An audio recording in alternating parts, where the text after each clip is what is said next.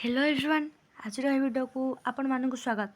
तो पिला माने तो जेहेतु तुम मानकर काली माइनर पेपर जो रोचे तुम मान पिला माने माइनर पेपर तुम मानकर काली अच्छी जेहेतु एग्जाम गैप भी किसी ना तो जी बास पिलाने सिलेक्शन क्वेश्चन दिखाऊँगी से बास देखिकी जातु तुम मानकर पास मार्क भी अधिक पिला माने रही आ जो मैंने थरोली प्रैक्टिस करा चाहूँ से माने फास्ट तो माने गाइड को पिलाने भल कर गाइड को पिलाने पढ़ी सारापर सेठू तुम कनसेप्ट क्लीयर हो सारापर जी सिलेक्शन क्वेश्चन दि जाऊँगी से तुम आने बास देखिकी जाओ कनसेप्ट पिलाने क्लीयर हुआ कीवर्ड को फॉलो कर कीवर्ड को फॉलो करे तुम मानकर हो पिलाने देखा किसी सिलेक्शन क्वेश्चन अच्छी कीवर्ड को फॉलो कर शब्द यदि प्रैक्टिस करके जीव किसी लॉन्ग क्वेश्चन ताल तुम मानकर से भीतर आसीज देखो discuss the composition and function of constituent assembly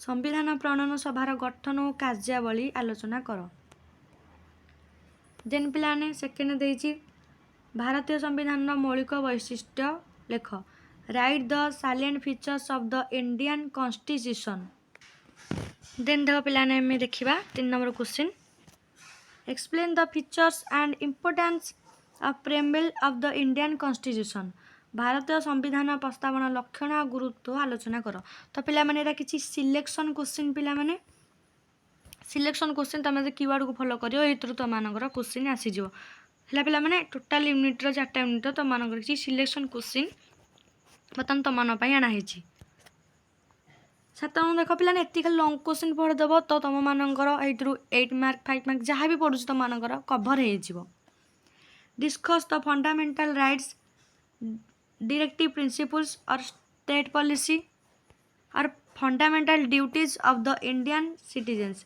भारतीय नागरिक मानकर मौलिक अधिकार कि कर्तव्य राष्ट्र निर्देशक नीति बाबद आलोचना कर देन देइछि पिलान तुम discuss the composition and function of the Indian parliament भारतीय संसदर गठन आउ कार्य लेख 16 देइछि discuss the composition and function of Lok Sabha और राज्यसभा लोकसभार गठन और कार्य लेख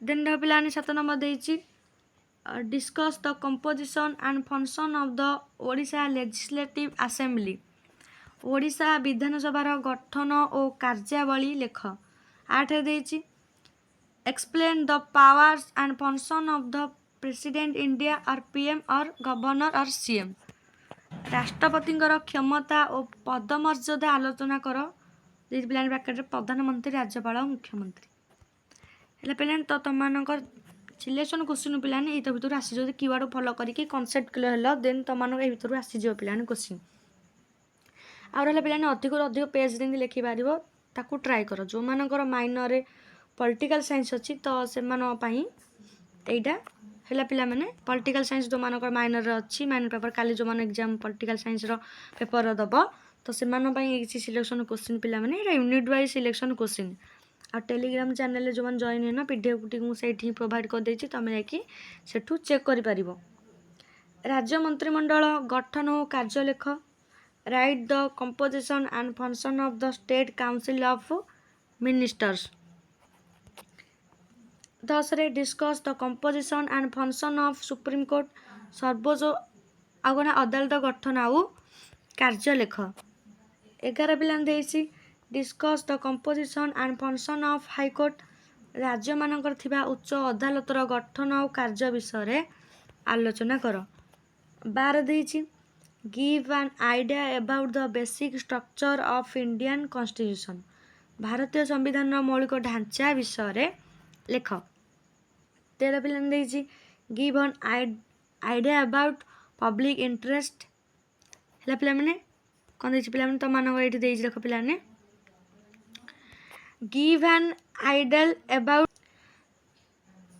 पब्लिक इंटरेस्ट तुम पिला माने एठी एटा जो पी तुमरा पीआईएल देइछि एटा गोटे पिला ने पीआईएल होछि फुल फॉर्म यार है पिला माने लिटिगेशन इंडिया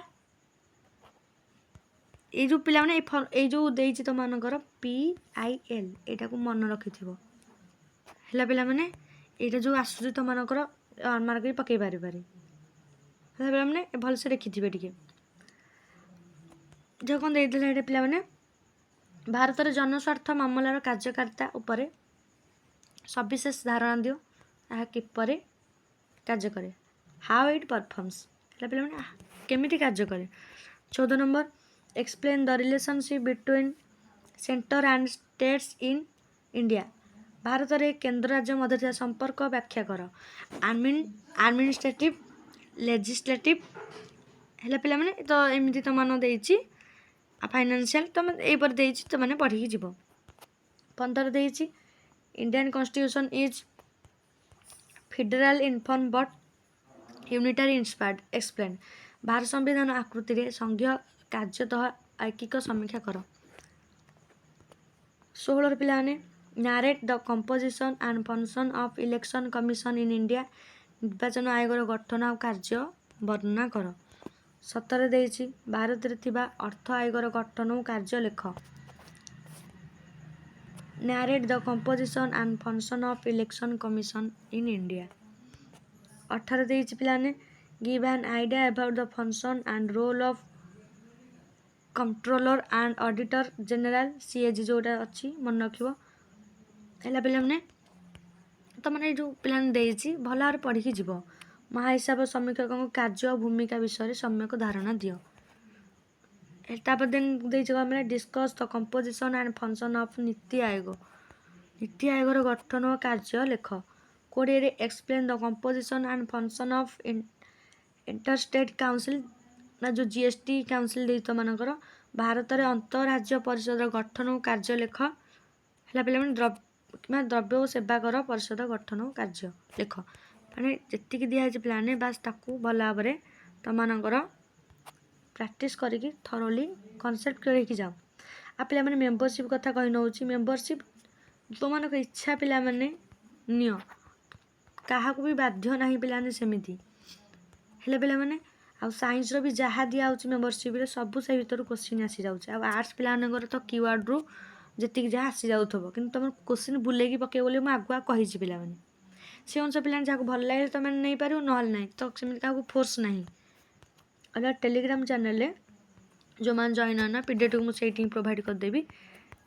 ହେଲା ପିଲାମାନେ ଆଉ ଏ ସିଲେକ୍ସନ୍ କୋଶ୍ଚିନ୍ ତୁମମାନେ ଯେତିକି ଦିଆହେଇଛି ବାସ୍ ସେତିକି ତୁମମାନେ ପଢ଼ିକି ଯାଅ। ଏ ଭିତରୁ ନିହାତି ତୁମମାନଙ୍କ କୋଶ୍ଚିନ୍ ଆସିଯିବ। ଏହା ପିଲାମାନେ ୟୁନିଟ୍ ୱାଇଜ୍ ତୁମମାନଙ୍କୁ ଦିଆହେଇଛି। ଟିକେ ଯାହାହେଲେ ଓଭରଲୁକ୍ ତୁମମାନେ ଏତିକି କରିଦେଇକି ଯାଇଥାଉ। ନିହାତି ପିଲାମାନେ ତୁମମାନଙ୍କର ଏଇଥିରୁ କିଛି କୋଶ୍ଚିନ୍ ଆସିଯିବ। ଆଉ କିୱାର୍ଡ଼କୁ ଫଲୋ କର, ନିହାତି ହେଇଯିବ ତୁମମାନଙ୍କର।